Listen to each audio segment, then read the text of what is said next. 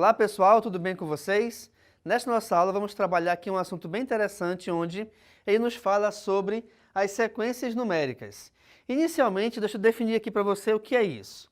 O que é? Na matemática, a sequência numérica corresponde a uma função dentro de um agrupamento de números. De tal modo, os elementos seguem uma sucessão, ou seja, uma ordem no conjunto. Deixa eu exemplificar para você o que é isso aqui.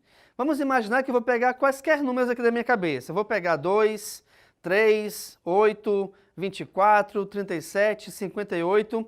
Então verifiquem que eu só estou pegando os números aqui da minha cabeça e jogando. Não, eles não obedecem uma sequência, eles não obedecem uma ordem. Como assim uma ordem? Vamos supor que eu vá considerar então os números ímpares. Então eu tenho 1, 3, 5, 7, 9, 11, 13 e assim segue.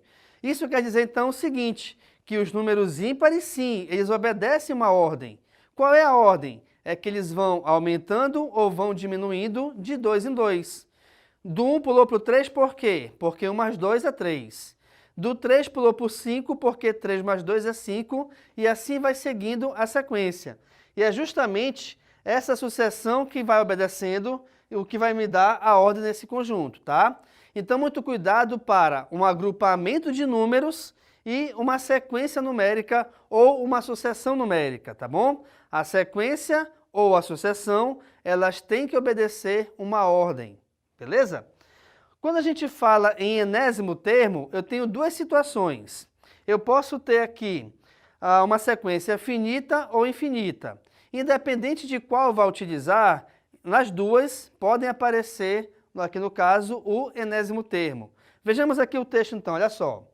O último termo da sequência é chamado de enésimo termo, sendo representado por AN.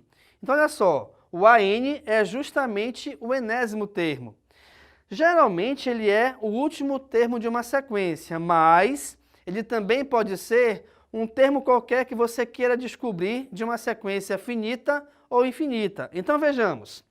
Inicialmente eu tenho aqui SF, que é a sequência finita. Então ela tem o A1, que é o primeiro termo, o A2, vários termos e o AN. Aqui então ela termina com o último termo, que eu devo saber quem é, e esse último termo a gente vai chamá-lo de AN. Agora, por que aqui está AN?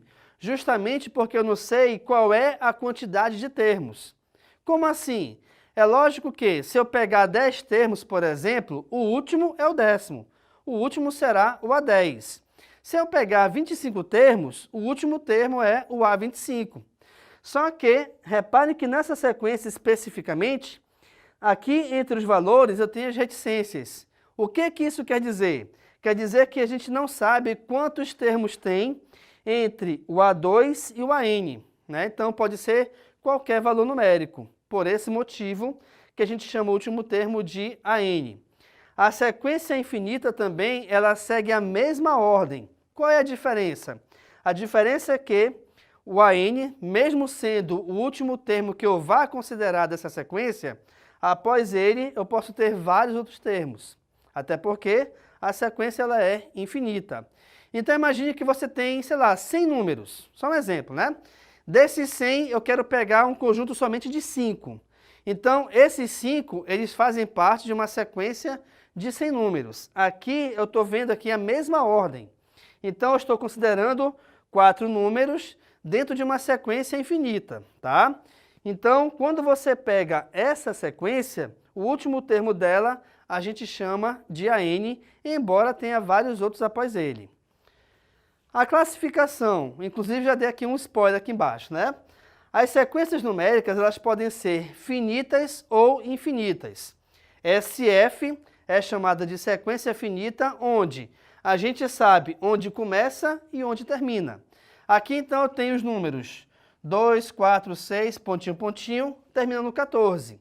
Então eu sei que o primeiro termo é o 2 e eu sei que o último termo é o 14. A priori, eu não sei quantos termos tem, mas a gente consegue determinar essa quantidade verificando justamente de quanto em quanto esses valores vão aumentando.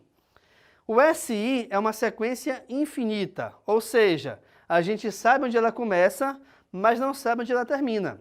Então aqui eu tenho 2, 4, 6, 8, aqui o próximo seria 10, 12, 14 e assim vai. Essa sequência ela pode ser considerada como, por exemplo, sendo a sequência dos números pares sem o zero. Um outro conjunto muito importante dentro da matemática, que é uma sequência infinita, são os múltiplos de qualquer valor numérico natural. Por exemplo, os múltiplos de 5. Então começa do zero, eu vou ter 0, 5, 10, 15, 20, 25. Isso quer dizer que, se eu estou determinando os múltiplos de 5, os valores vão aumentando ou diminuindo de 5 em 5. Se eu quisesse determinar os múltiplos de 8, esses valores aumentariam ou diminuiriam de 8 em 8, tá? E o conjunto dos múltiplos de qualquer número natural sempre é um conjunto infinito. O que isso quer dizer? A gente sabe onde ele começa. No caso, começa do zero. Mas a gente não sabe onde ele termina. Quando a gente fala sobre recorrência, o que acontece? A lei da recorrência, ela permite calcular qualquer termo de uma sequência numérica a partir de elementos antecessores. Aqui, por exemplo, eu coloquei uma fórmula, ó, a n igual a n menos 1 mais 1. Muito cuidado, pessoal.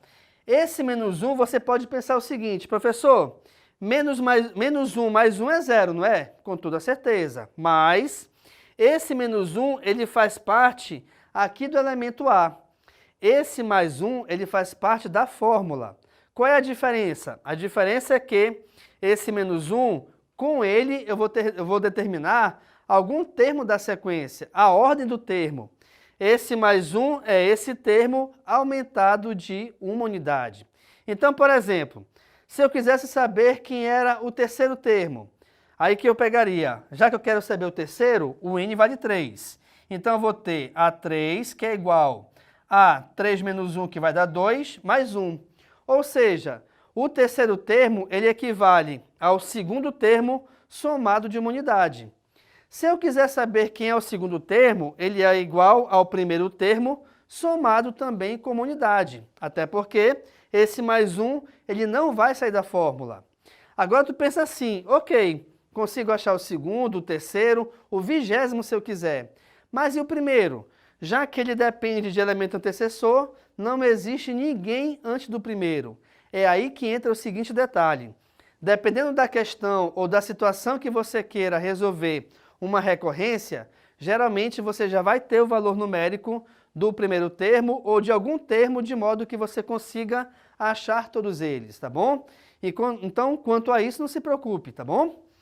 Termo geral. A lei do termo geral é utilizada para qualquer termo de uma sequência definida por uma expressão. O que isso quer dizer?